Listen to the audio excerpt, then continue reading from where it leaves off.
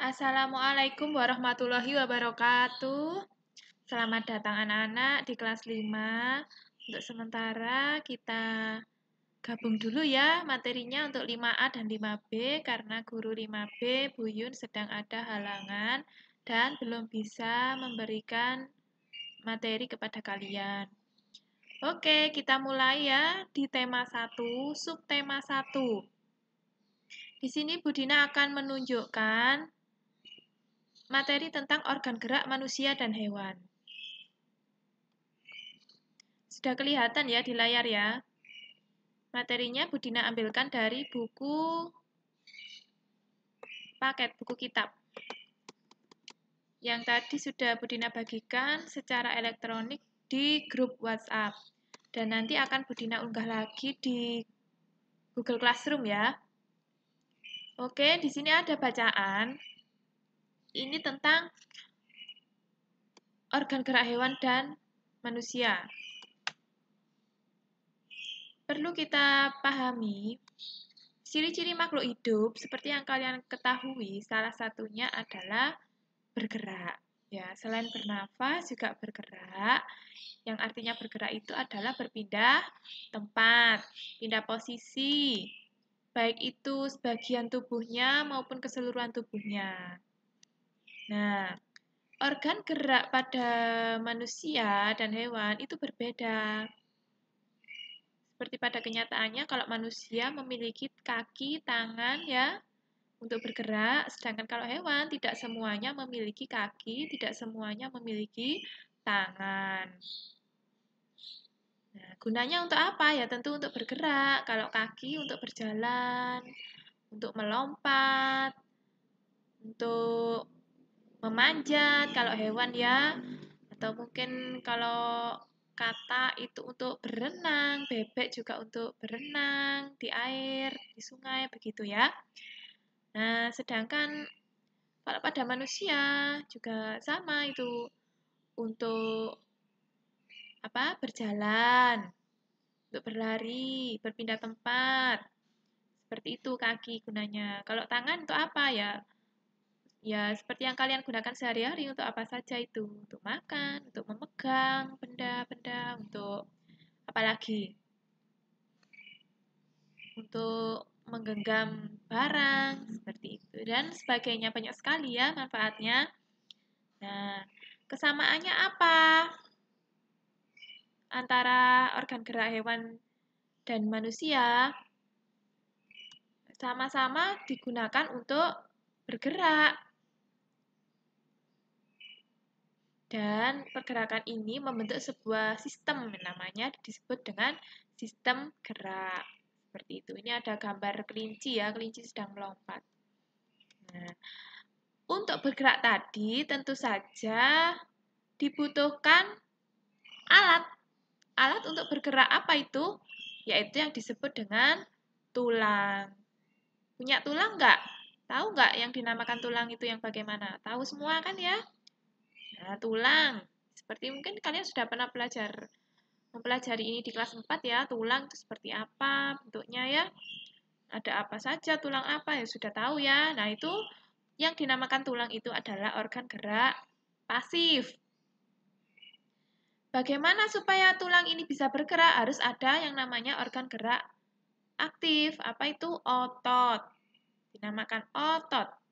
Ya. Jadi ada organ gerak pasif dan aktif. Yang pasif tadi adalah tulang, yang aktif itu adalah otot. Demikian juga pada hewan, sama ya, pada manusia dan hewan. Nah ini, otot disebut alat gerak aktif karena otot memiliki suatu senyawa kimia yang membuatnya dapat bergerak. Nah, otot itu di mana letaknya? Menempel pada tulang. Supaya tulangnya bisa digerakkan. Kalau nggak punya otot, nggak ada ototnya rusak, otomatis tulang juga tidak akan bisa digerakkan. Seperti itu. Berarti sakit ya. Sakit itu nggak bisa digerakkan tubuhnya, nggak bisa digerakkan tulangnya, begitu. Nah, di sini tugasnya nanti adalah mencari ide pokok dan kalimat pengembang. Ide pokoknya apa? Contohnya ini ya. Contoh ini ada. Di paragraf berapa ini tadi? Paragraf 1 ya. Ide pokoknya adalah salah satu ciri dari makhluk hidup adalah bergerak. Ini ide pokok. Ide pokok itu adalah intinya paragraf. Jadi biasanya terdapat dalam sebuah kalimat utama di suatu paragraf. Inti dari paragraf itu adalah ide pokok.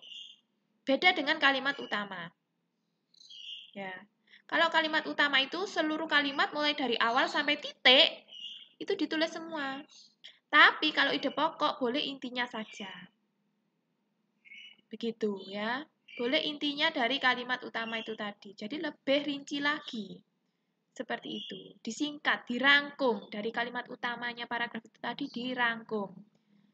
Bedanya apa dengan kalimat pengembang? Nah, kalimat pengembang itu adalah selain dari kalimat utama. Pengembangnya paragraf. Ya. Kalimat utama itu bisa dikembangkan lagi menjadi beberapa kalimat-kalimat yang disebut sebagai kalimat pengembang, yaitu tadi. Biasanya bisa lebih dari satu kalimat ya. Ada satu kalimat itu seperti ini coba dilihat. Jadi nggak hanya kata-kata, tapi sudah bentuk kalimat. Kalau kata kan gerak, pindah, tempat itu kata. Tapi kalau ini kalimat, mulai dari awal sampai tanda titik akhir ini disebut kalimat. Jadi semuanya ditulis. Tidak boleh dipotong, harus ditulis lengkap sampai tanda titik akhir ini. Kalau nggak ditulis ya salah, gitu ya. Jadi kalimat pengembang ini boleh lebih dari satu, selain kalimat utama, gitu. Ini nanti tugasnya ya, mencari ide pokok dan kalimat pengembang. Kalau paragraf 1 sudah dijadikan contoh tadi, sekarang paragraf 2, 3, 4, dan 5. Ini dari bacaan yang sudah kita bahas tadi di sini. Ini ya, rekan gerak ini tadi ya. Nah, ini. Selanjutnya, di sini ada mengembangkan ide pokok menjadi sebuah paragraf. Bu Dina minta nanti kalian mengembangkan ide pokok ini, ya ini, menjadi beberapa kalimat lagi ditambahi. Jadi di sini ada kalimat organ gerak terdiri atas dua macam, yaitu organ gerak titik-titik dan titik-titik. Gunanya adalah titik-titik. Kalian lanjutkan sendiri sampai menjadi sebuah paragraf. Paling sedikit satu paragrafnya terdiri dari 3 kalimat. Paling sedikit 3 kalimat. Ya, jadi di sini karena ada 2 ide pokok, nanti kalian buat paling sedikit ini 3, berarti 6. 6 kalimat. Dengan ini ya, ide pokoknya ada di sini. Begitu. Ini nggak usah. Jadi 2 saja cukup untuk latihan di rumah, oke?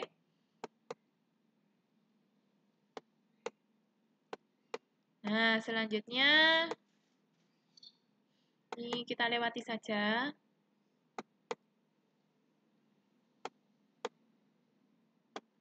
Ini untuk gambar cerita ini ya, gambar cerita. Di sini ada contohnya. Bisa kalian lihat di buku sekolah elektronik yang sudah Bu Dina bagikan tadi. Ceritanya bisa dibaca dari sana. Kalian bisa melihat-lihat, ada di halaman 9. Dibuka ya, dibintangin, diberi tanda bintang bukunya tadi. Buku yang sudah Bu Dina bagikan di WA, diberi tanda bintang, jangan sampai kelewatan. Nanti kalau mau mencari lagi, nggak repot, kalian tinggal cari di pesan berbintang. Ada tulisannya pesan berbintang, diklik situ, nanti sudah muncul. Gitu ya. Nah, selanjutnya di sini ada gambar ilustrasi. Apa itu gambar ilustrasi? Gambar ilustrasi itu gambar yang bisa menggambarkan sebuah teks bacaan. Tujuannya digunakan untuk memperjelas, memperindah, dan menerangkan isinya bacaan.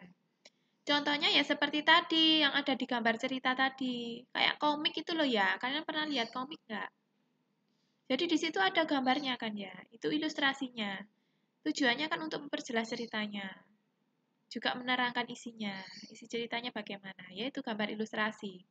Tahu ya, objeknya apa? Ya terserah yang gambar. Mau dikasih gambar manusia, gambar hewan, tumbuhan, benda-benda lain, ya terserah. Pokoknya intinya itu untuk menjelaskan dari sebuah teks bacaan. Langkah-langkahnya seperti apa untuk membuat gambar ilustrasi? Nah, di sini ada gagasan. Nah, gagasan itu apa? Ide. Bikin apa ya? Bikin apa ya? Bagaimana gambarnya ya? Nah, seperti itu. Latar tempatnya bagaimana ya? Suasananya bagaimana ya? Orang-orangnya siapa saja ya? Tokohnya nama-namanya siapa? Nah, itu gagasan, itu ide. Kemudian yang kedua ada sketsa. Sketsa itu gambar yang masih itu loh, masih pakai pensil, belum jadi, belum diwarnai. Jadi masih berupa rancangan. Rencananya gambarnya seperti apa, jadi belum jadi. Gambar yang belum jadi, sketsa itu. Ya. Tapi sudah ada reng-rengannya, sudah ada rencananya, ada goresan-goresan pensilnya, seperti itu. Itu sketsa. Kemudian yang ketiga adalah proses pewarnaan. Ya, kalau sudah selesai digambar, pakai pensil nanti diwarnai. Seperti itu. Warnanya pakai apa? Ya terserah yang gambar. Mau pakai cat air, mau pakai pensil warna, mau pakai spidol, cat minyak, boleh ya. Seperti itu. Mana tadi ya? Oh, kelewatan.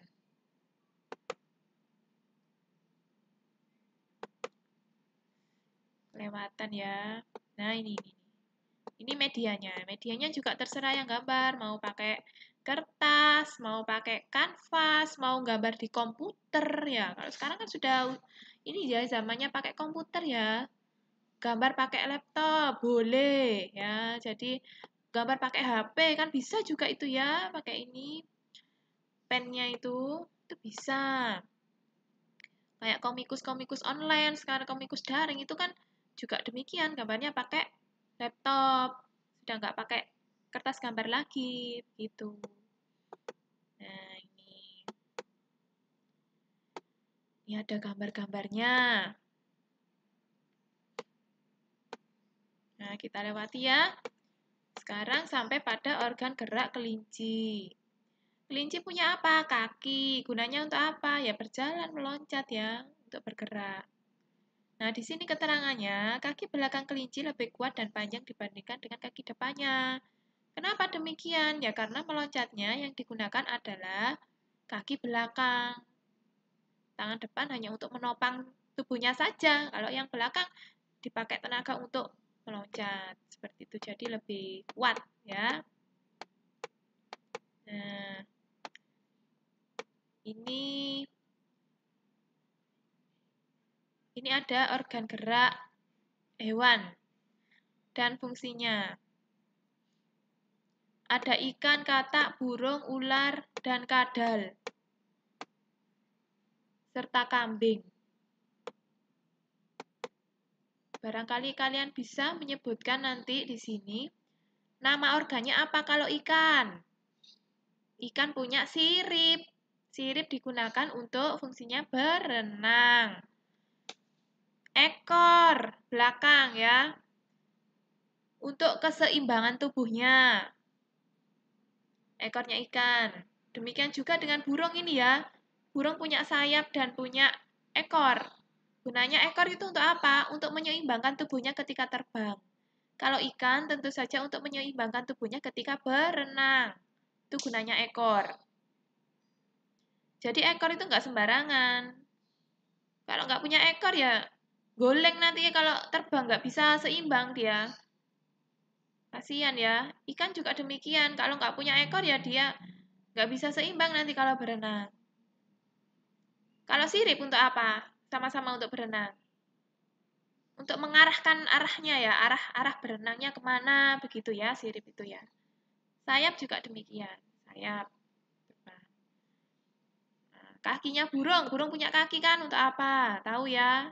Nah, kata, ini kata. Kata apa alat geraknya? Kaki juga ya, kaki, punya kaki. Kakinya kata itu ada ininya, ada selaputnya ya di tengah-tengahnya. Itu gunanya untuk apa juga? Selain untuk meloncat, bisa digunakan untuk apa kalau di air? Untuk berenang ya, kakinya kata itu. Ular nggak punya tangan, nggak punya kaki. Dia menggunakan apa untuk bergerak? Menggunakan otot perut. Ular bergerak menggunakan otot perutnya. Menggunakan tubuhnya ya, semuanya itu. Dari ujung sampai ujung itu dipakai gerak semua. Ototnya yang digunakan. Dia nggak punya tangan dan punya kaki. Kadal. Ini juga reptil. Ini reptil ini ya, kadal ya. Kadal reptil. Apa geraknya? Pakai apa? Kalian bisa mengamati ya. Nah, punya apa itu kadal itu? Kambing. Kambing ini mamalia. Dia punya kaki ya. Kaki untuk apa? Kambing. Kemudian sampai di sini ya. Sampai di sini dulu. Ini untuk percobaan hewan vertebrata kita stop dulu ya untuk pelajaran besoknya saja. Baik, sampai di sini Budina akhiri. Assalamualaikum warahmatullahi wabarakatuh.